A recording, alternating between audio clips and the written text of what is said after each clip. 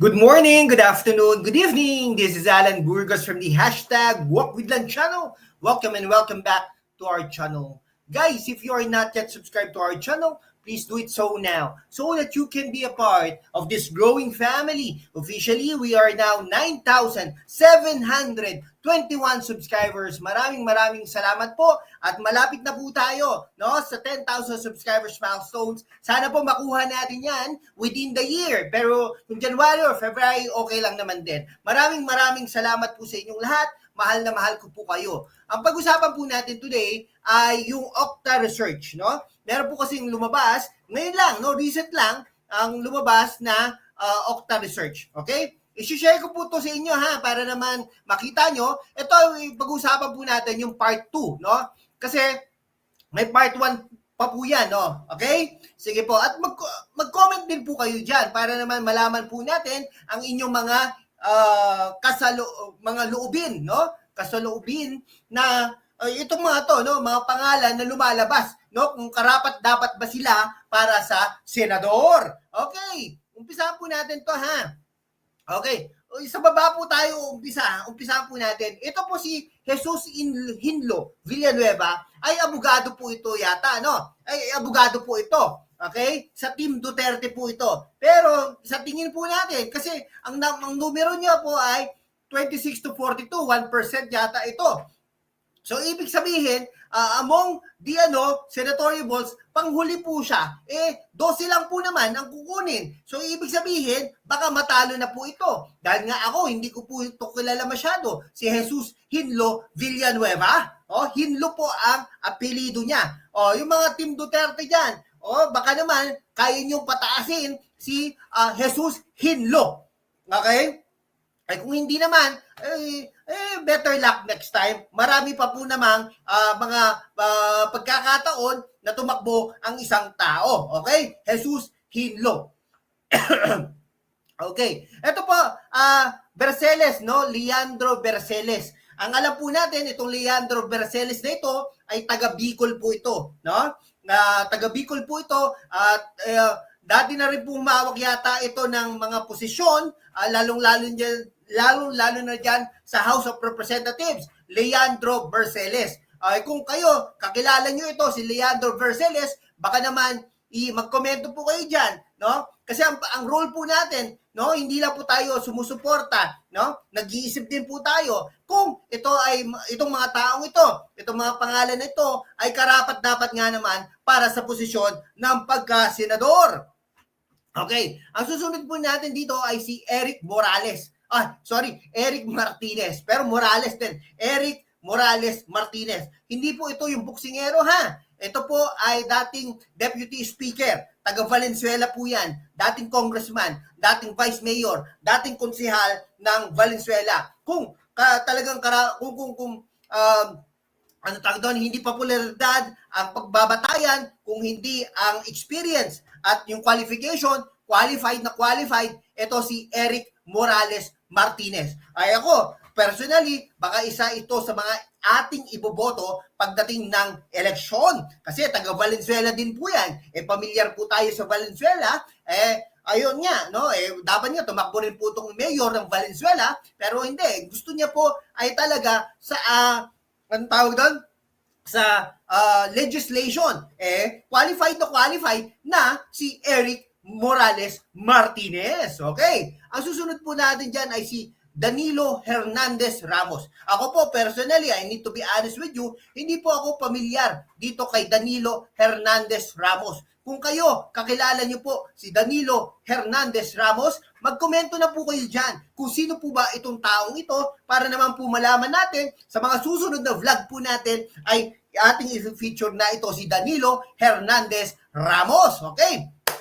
Ang susunod po natin si Arlene Duran Brosas. Ito po ay isang representative. Ito po ay isang congresswoman ng Makabayan movement, Makabayan Bloc, kumbaga. Hindi na po natin babanggitin ang kanyang Gabriela yata ito, Hindi na po natin masyadong babanggitin ang kanyang party list, pero sa tingin ko ay matatalo itong babaeng ito, Si Arlene Duran Brosas. Tayo, hindi po tayo fan ng mga makakaliwa. na grupo. Ito, aminin na po natin, wala pong mananalo dyan sa pagkasenador. Pwede po sa party list, pwede pa po sa congressman. Pero pagdating po sa Senado, Vice President at Presidente ay walang mananalo sa mga taong itong considered makakaliwa. Okay? Ito po, ang susunod po dyan ay ang dating commissioner ng COA or Commission on Audit na si Heidi Lose Mendoza. Sa tingin ko po, ako, isa rin po, aside from Martinez, isa po to sa ating mga napipisil na pwedeng iboto, no? Si Heidi Lose Mendoza. Okay? Ayan po ha. Ayan, maka-Aquino po yan, pero iboboto po natin yan kasi experience niya po no, sa budgeting. Lalo-lalo na ngayon, no, sa panahon ng Speaker Martin Romualdez, ay nagkakagulo sa mga budgeting na yan. Kaya po, itutulak po din natin si Heidi Lose Mendoza. Ang susunod po natin ay si Wilbert Lee. No? Taga Bicol po yan, pero ito po ay representative ng Agri Party List. Tingin ko, mukhang okay naman. Ako, isa rin po to sa ating ipupush, no? Si Wilbert Lee. Kaya naman, sa mga pangalan na binabanggit natin na ipupush natin, baka naman, okay, sana po umabot sa inyo ang ating hangarin na makapag-partner sa inyo, makipag-collab sa inyo, okay?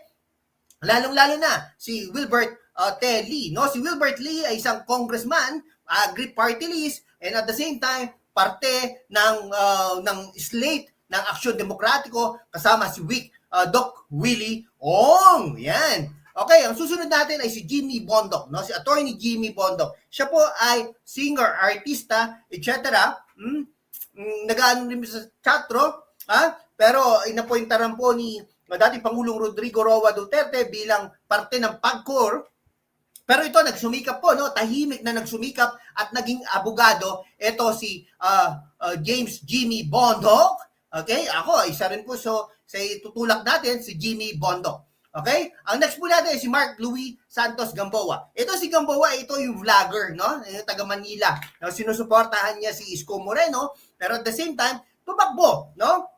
Bilang senador. Pero ako personally, hindi ko po ito susuportahan.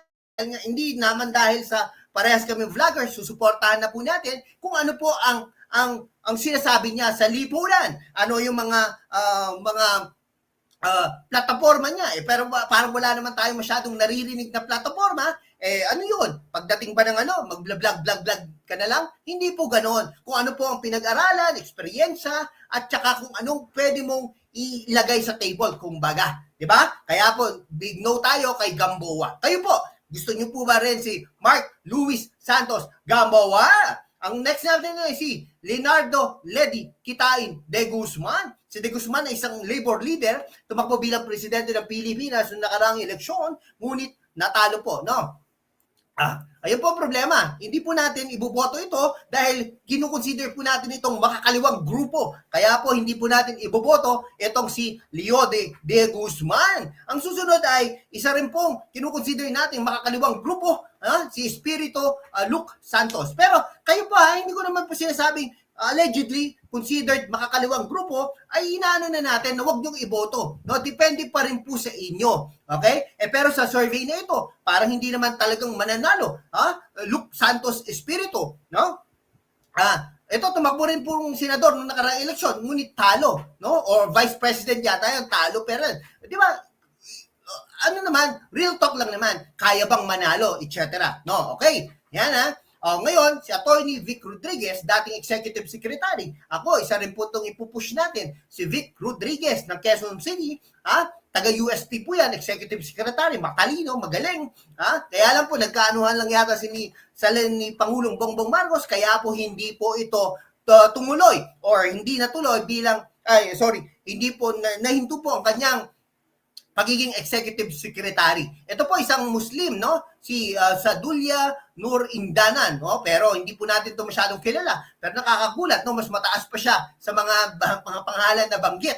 Hindi po natin alam kung sino po ito, no? Ang susunod po dyan, tingnan nyo, no? 23 to 42, si Pastor Apollo Kibuloy ng KOJC, independent po yan, tumatakbo sa Team Duterte din, taga Davao yan, taga Pampanga, etc. Hindi ko lang po alam kung kaya niya pong manalo. Nakita nga po natin ang mga kanyang mga bases ay talaga namang kitang-kita mo na talagang seryosong-seryoso ang tao na gustong maging senador. Ang problema lang, hindi ko rin po iboboto ito dahil ang problema ay nasa kulungan eh. At ang mga kaso sa kanya, madami po, allegedly naman, pero madami po at yung mga kaso niya, human trafficking, may rape pa dyan, ay mahirap po, no? Mahirap po para sa atin na bumoto ng gano'n, no? Sana balang araw, tumakbo po siya ulit pag ito ay napawalang bisa na, napawalang sala na, kumbaga. Pero kung hanggat nandyan yung mga kaso na yan, mahirap po na iboto siya at itulak natin ang Pastor Apollo Kibuloy. O ito pa, isa pa, si Franz Castro, isang congresswoman, isang convicted ng isang korte. Eto, human trafficking. Kung tayo, hindi natin iboboto si Pastor Apollo Kibuloy na hindi pa convicted, na pero may karapatan ng ibang tao na iboto siya, lalong-lalo na kay Franz Castro. Considered makakalawang grupo sa mga teachers group, no? Dating guro, tayo hindi rin po natin itutulak, iboboto ang Franz Castro. At considering marami na po dito sa mga grupong ito na tumatakbo na natalo na in the past. Kaya po sa tingin ko, hindi po talaga sila mananalo. Okay? Ito, susunod, no? Dating congressman ng Bayan Muna, ngunit ang Bayan Muna ay nawala at si Teddy Casino ay tatakbo bilang senador ng Pilipinas, ngunit tingin ko matatalo. Tumakbo rin po yan in the past, pero tingin ko matatalo po si Teddy Casino. Ito, isa po sa itutulak natin, si Ariel Querubin, no? Ilocano po ito. At ito ay sundalo, matapang na tao, hindi atakbo. Kahit ano, gagawin niya para sa bayan. Ito, Medal of Valor awardee, si Ariel Querubin. Sa mga kababayan po natin, itulak po natin ito, suportahan po natin si Ariel Querubin upang maging senador ng Pilipinas. Okay? Tapos later on, isa-summarize po natin kung sino po ay nagugustuhan natin sa mga pangalan na ito. Ngayon, kayo, gusto ko rin po kayong ganon, no? Ilista nyo po, no? Sabihin nyo po sa akin, dyan through the comment section, kung sino po ang mga gusto nyo, gusto nyo mga pangalan dito para naman maitulak natin, maitulak nyo, no? Makumbinsin nyo ang iba. Baka malay nyo, makumbinsin nyo din ako, no? Kumbinsihin natin, kumbinsihin lang po yan. Pero at the same time, hindi porket binoto ko ito ay masamang tao na ako. Kayo, binoto nyo yan, masamang tao na kayo. Hindi po ganon. Okay? Ang susunod po dyan ay si Marcoleta Rodante, no? Abogado po to, parte po ng Iglesia ng Cristo, congressman ng Sagip Party List. Ito, matalino po ito, magaling po ito, matagal na congressman po ito, alam na alam niya po ang batas, kaya naman po itutulak at iboboto din natin si Rodante Marcoleta. Kayo po ba? Gusto niyo po ba si Rodante Marcoleta? Okay, ang susunod po dyan ay si Bonifacio Busita. Ako, marami po nagsasabi na dapat maboto po yan si Bonifacio Busita ng One Rider List. Pero ako, sa tingin ko, hindi ko po itutulak at iboboto ito si Bonifacio Busita. Okay, dahil po sa mga personal po na kasi yung niya, yung ka-party list niya, eto si abogado po yun, pero tingin ko wala tingin ko ay sablaw, no? May sablay. Ibig sabihin, yung iba po yung pag-iisip niya, no? Hindi ko maarok. Kumbaga, baka malalim at ako ay mababaw, hindi po natin iboboto ito si Bonifacio Busita. Ang susunod po ay si Luis Chavez Singson, dating gobernador, dating naging congressman din po yan, dating naging Narbacan City Mayor, naging League of LGU, no? League of municipalities mayor, etc. Malapit po yan sa mga gobernador, vice-gobernador, mayor, congressman, at saka siyempre sa presidente ng Pilipinas, at saka vice president, no? Sara Duterte. Kaya naman, ito ay itutulak at iboboto din po natin si Chavez Singson. Siyempre, kababayan po natin, Ilocano, no? Siyempre, boboto po natin ang Ilocano. Okay, sige. I-summarize na po natin mga kaibigan kung sino po ang napipisil natin sa mga pangalan na ito. Okay? Umpisahan po natin si Eric Martinez. Okay? Pangalawa ay si Norberto Gonzales. Naalala na po natin. Norberto Gonzales ay tumakbo bilang Pangulo ng Pilipinas noong nakaraang eleksyon, ngunit natalo. Ito po ay naging advisor din ng parang National Security Advisor, si Norberto Gonzales. Hindi po natin alam. Pero hindi rin natin itutulak yan. Medyo matanda na rin yan, di ba? O, susunod yan ay si Heidi Mendoza, no? Tapos Wilbert Lee, okay? Bondok, no?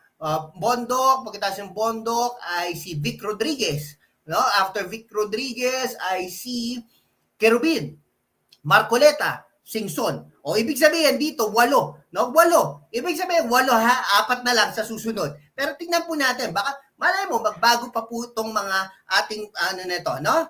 Okay. Sige po ha, 8 po ang napipisil natin. Hindi naman ibig sabihin, iboboto na natin, itutulak ba na natin? Kasi 8, titignan po natin sa kabila kung ano po, sino po ang ating mga iboboto dyan. Okay? Sige po, hanggang dito na lang mo mga kaibigan ko. Maraming salamat po sa inyong lahat. Mabuhay po kayo.